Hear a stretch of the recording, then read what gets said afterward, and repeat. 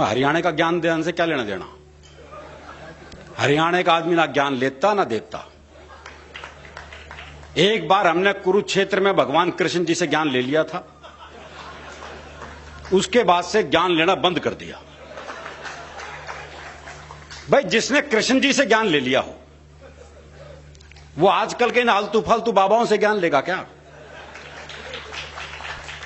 आजकल के बाबाओं की स्थिति आपको पता ही है। वो मेरे दोस्त का फोन आया, बोले घर के मंदिर में आसाराम का फोटो लगा रखा था, अब क्या करूं। मैंने कहा उतार के बेडरूम में लगा ले।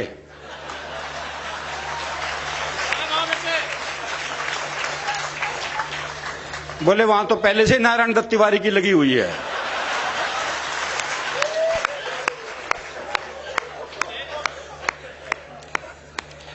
अच्छा, जिन्हें टीवी पे मौका नहीं मिलता वो बाहर ढूंढते फिरते हैं। वो हरियाणा में एक बाबा जी सुबह से परेशान, कोई मिला ही नहीं जिसे ज्ञान दे सके। सुबह से शाम हो गई तो शाम को देखा एक छोरा हाथ में दिया जलाए आ रहा है। बाबा ने सोचा मिल गया मौका। बोले बेटे तुम्हें पता है ये ज्योति कहां से आती है। बाबा ने सोचा ये जवाब देगा और मैं प्रवचन। लेकिन छोरा हरियाणा का था जी, उसने मारी दिए के फूंक। बोले बाबा ये बताइए ज्योति गई कहां।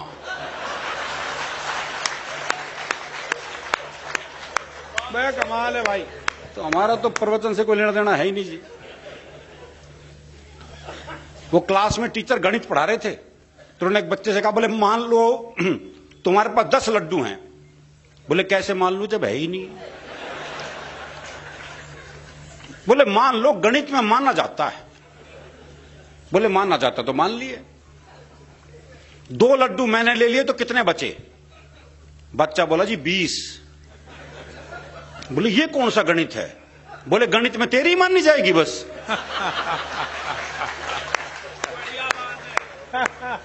हमारी भी मान ले भाई।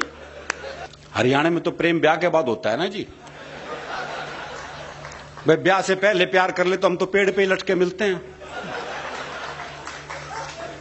हमारे यहां प्रेम सबसे मुश्किल काम है। वो एक लड़के ने एक लड़की से कहा, बोले मैं तेरे से ब्याह करना चाहता हूं।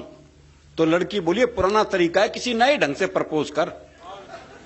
तो लड़का बोला ऐसा है, तू मेरे छोरे से अपनी चिता में आग लगवाना पसंद करेगी।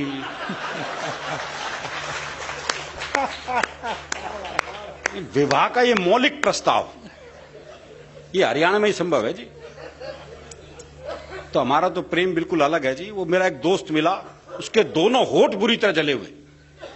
मैंने कहा होठ कैसे जल गए। बोले पत्नी मायके जा रही थी, स्टेशन छोड़ने गया था, मारे खुशी के इंजन चूम लिया। वो मेरे एक दोस्त है प्रहलाद जी, उनकी पत्नी का अपहरण हो गया। तो अपहरणकर्ता ने पत्नी की उंगली काट के साथ में चिट्ठी भेज दी। बोले 50 लाख रुपए भिजवा दो वरना डैश डैश डैश। मेरे मित्र ने वापस चिट्ठी लिखी, बोले उंगली किसी की भी हो सकती है, मुंडी भेज मुंडी।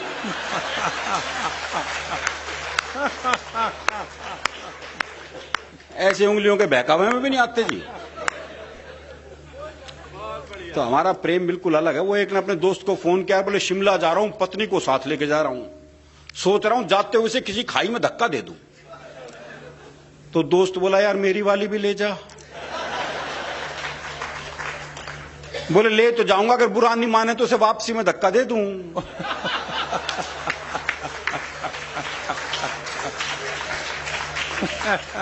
तो हमारे प्रेम की बिल्कुल अलग स्थिति है जी। और ये प्रेम हमारे मनुष्यों का क्या, पशु पक्षियों तक का ऐसा है। वो मेरा एक दोस्त है जी, उसने तोती पाली। हाँ दुनिया तोता पालते हैं, तोती पाल ली। 3 दिन के लिए कहीं बाहर जाना था। बोले यार क्या करूं, कौन दाना पानी देगा, बड़ा चिंतित हूं। मैंने कहा मेरे घर छोड़ जा, 2 तोते हैं, उन्हें दाना पानी देता हूं, इसे भी दे दूंगा। बोला भाई तेरे 2 तोतों के बीच अपनी तोती छोड़ दूं ना। मैंने कहा नहीं यार मेरे तोते बड़े धार्मिक हैं, तो खुद देख ले आके। अच्छा उसने देखा बकायदा एक गीता के श्लोक पढ़ रहा, एक कुरान की आयतें पढ़ रहा। बोले बड़े धार्मिक है, कोई खतरा नहीं है। उसने तोती छोड़ दी। जैसी तोती पिंजरे में गई तो एक तोते ने दूसरे को कोहनी मारी। अरे बोले पूजा पाठ बंद कर, दुआ कबूल हो गई। तो हमें पता है जी हम कितने धार्मिक हैं। जब हम मंदिर जाते हैं जूते ऐसी जगह उतारते हैं जहां से भगवान भी दिखते रहे और जूते भी। बल्कि जूतों का दिखना ज्यादा जरूरी है। हाँ, भगवान तो कल भी वहीं मिलेगा। तो हमारा धार्मिक मामला बिल्कुल अलग है। वो एक हरियाणा का बूढ़ा मरण हो रहा था। अच्छा, आपको हरियाणा में वृद्धाश्रम की भी समस्या नहीं मिलेगी।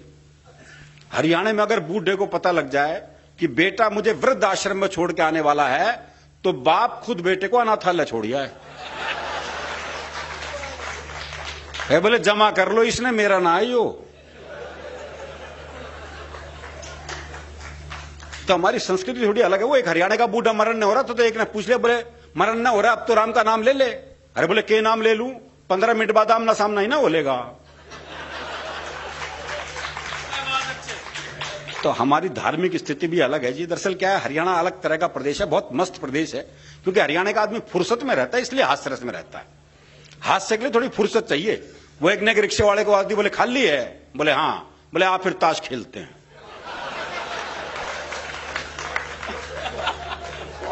इतनी फुर्सत जरूरी है जी। वो एक ने रिक्शे वाले से कहा, बोले स्टेशन चलेगा? बोले हाँ। बोले कितने पैसे? बोले 25 रुपए। बोले ये तो रहा स्टेशन। अच्छा, मैं पैसे कम कराने होते हैं, जगह को पास बुला लेते हैं। बोले ये तो रहा स्टेशन। रिक्शे वाला बोला हाथ नीचे कर ले वरना रेल के नीचे आ जाएगा।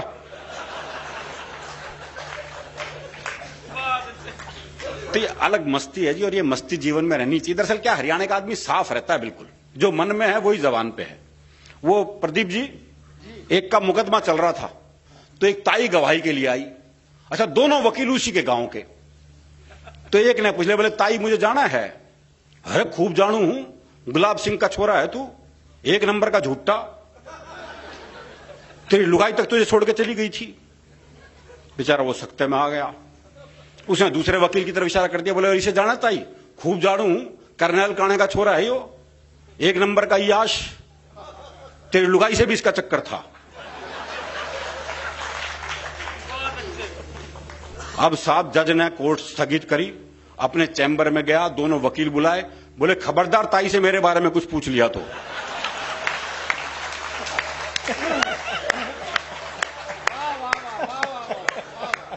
बहुत साफ मामला है जी, बिल्कुल। बहुत अच्छे। कहते हैं ना, डर के आगे जीत है। हरियाणा में तो डर के आगे भी हास्य रस है। वो एक चौधरी सुनसान जंगल से जा रहा था, सामने से 25-30 साल की एक महिला, सफेद साड़ी पहने, बाल बिखराए, हाथ में दीप जलाए, कहीं दीप जले कहीं दिल टाइप गाना गाती आ रही थी। पास आके बोली मैं चुड़ैल हूं। तो चौधरी बोला फिर चिपटती क्यों ना?